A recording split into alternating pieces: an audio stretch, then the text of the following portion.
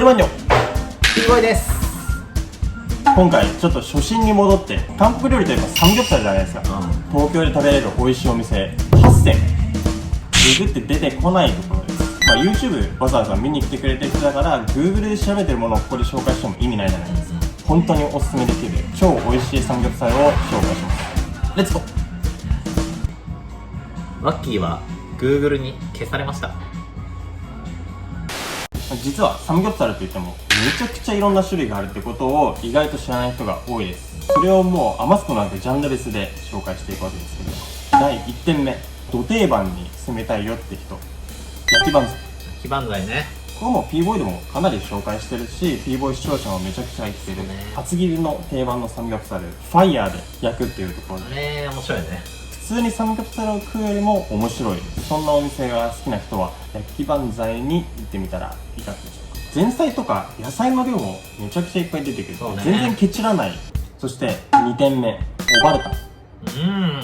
ちゃんとお店ごとに違いをちゃんと言っていくんですけれども、オバルタンは豚皮がついたサムギョプサルです。オギョプサルといって、もうサムギョプサルの3ってのは本当に数字の3、3段バラ肉、でもオギョプサルは豚皮がついて5段バラ肉、炭火で焼いてるんですよ。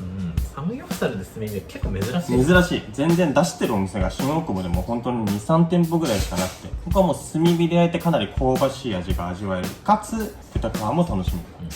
そして新大久保とかでサムギョプサルとか食べるとさ、なんかケチってあんまり量ないじゃないですか。大盛りがめっちゃ食べたいんですよ。そんな人のために超ド級のサムギョプサル食べれるお店を紹介してもらおうかなと、上野御徒町にあるハニャン。ハニャンはもう言葉がいらないです。感覚がバグってるんですかね。もうこれでも買ってくれ食わせてくれるからね。1人前が、3人前ぐらいの量で、韓国のおばあちゃんがやってるんで、おかずとかもかなり美味しくて癖があるところだけども、ここは大盛りの薄切りのサムギョプサルを食べるところとしてはおすすめできるお店になっています。いやー、サムギョプサルでさ、デートに行きたいじゃないですか。いい感じの雰囲気で、ここかなりおすすめできるんです。需要ありそう。三軒茶屋の富士山食堂大好き。去年とかイテウォンテラスって流行ったじゃないですか、ドラマで。まさにそのイテウォン感がある、そんなお店となっておるんですけども、お肉で5種盛りっていうのが出てきます。めちゃくちゃ美味しいんですよ、これ。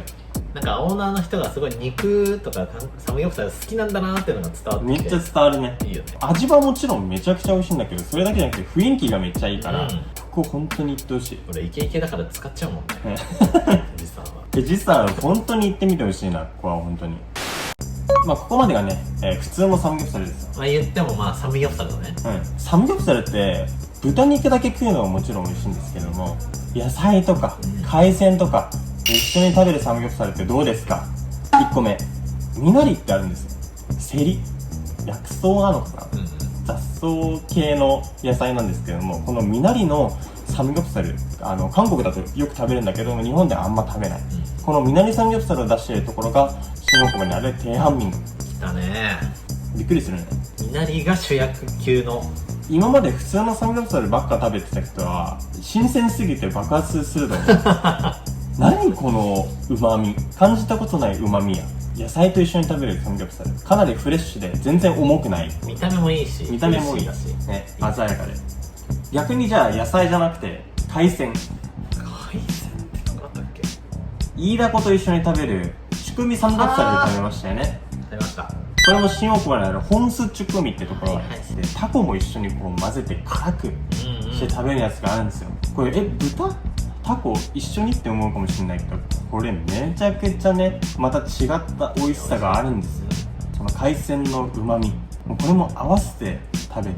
あれもサムギョプサルが超変わり種だね。そう、一応変わり種だけどね、美味しかった。あれも最後にはアルマニポックンパン、超美味しい。あれもね一緒に食べてみるとめちゃくちゃ美味しいところです。さて、あとまだ紹介してないところがまだあります。どこ？変わりだね。焼き方がめちゃくちゃ独特です。藁で焼いたサムギョプサル。やべえ、忘れた。藁焼きのサムギョプサルって食べたことあります？新大久保でも有名なクルムっていうそのお野菜と一緒に食べるサムギョプサルの系列店で、クルムの店舗の下にあるけれども、わらびっていうところがあります。好き嫌い分かれるかもしれないけれども、かなり香ばしくてなんかスモーキーな感じのサムギョプサルね。俺は大好き。もうサムギョプサル3種ぐらいしたわって人は絶対1回食べた方がいい。そうだね。匂いがもうさ、蘇ってくんだよね。って感じで7種類紹介しました。まあ、これ一つサムギョプサルを選ぶ上でポイントなんですけれども、焼き方だったりお肉の厚さだったりそれぞれの組み合わせ次第で全然違ったサムギョプサルの味が楽しめる、厚切りだからいいとかそういうわけじゃないんですよ。マグロは大トロが一番いいでしょって言っちゃってるようなもん。なので逆に今まで厚切りとか食べてきたけど、今日は逆に超薄切りです。めちゃくちゃ薄切り鉄平サムギョプサルってテペ。割と蒸し焼き系で今日はいただこうと思います。初だ。実際に店舗に来てます。僕らがよくお世話になってるアジです。またこれ熱くなりますよ、気をつけてくださいね。お店によってこんだけ鉄板がやっぱり違うもんですよね、これ逆に釜の蓋、ソットコンって言います。ソットゥッコン。上の方にこう盛り上がってるように、これね実はね両面使えるんですよ。両面で。そういうことなるほど。料理によっては確かに、なんか汁があるやつとか、それはこちらの。こんぐらい工夫が凝られてますと。サムギョプサルって実はこだわり。失礼します。おお。これ何また見たことないでしょ。冷気これ。冷気。なんだこういうもんなん。うーわすごっ見た目この状態で凍らせてんの。逆。凍らせたものを薄切りにしてんだ。そうなんだっけ、カンナ。カンナだカンナ。あんなで。はあ。冷冷凍のままで。いいね見た目。もうやおいしすげえいい匂い。そう。わ一気に香りくるこれ。アジア面白いなマジで。アジは本当に普通のお店じゃやらないものをやってるのがすごい好き。こっちの方に油が出るじゃない。ここの方と一緒にキムチを焼くの。焼きキムチが美味しい。もうこれだけでそうそうそう。うまそう。うわ腹減るなこれ。これはやばい。高温でカリッと揚げるのじゃなくてね、逆にこうね優しく野菜とあれで柔らかくね蒸す感じでね。これが一回食べるとこれが好きなんですよ。食べるスタイル。そして野菜とこういう感じにしてここに巻いてお召し上がってみてください。こんだけあるとさもう遠慮なく食えるよね。そうだね。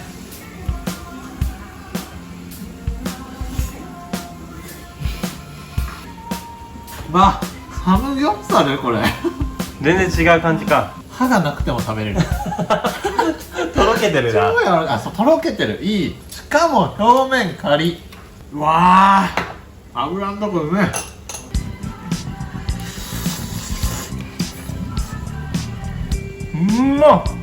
お口いっぱいにお肉とキムチとごま油の香りとうまい。口にこうやってうわーって頬張りたいもんこれ。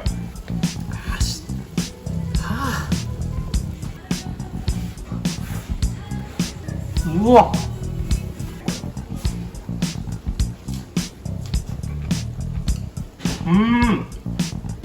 最高だねそれ。最高。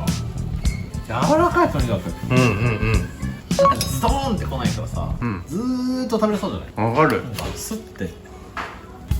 もちろんこれはご飯と食べてもこれ美味しいですからね。もう볶음パンなんて待てない正直。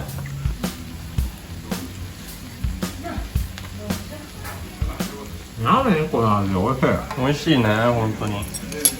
これやっぱりあれだね。いろんなサムギョプサル食べてほしいな。サムギョプサルでもいろいろあるっていうのがなんか韓国料理って感じする。いいっすね。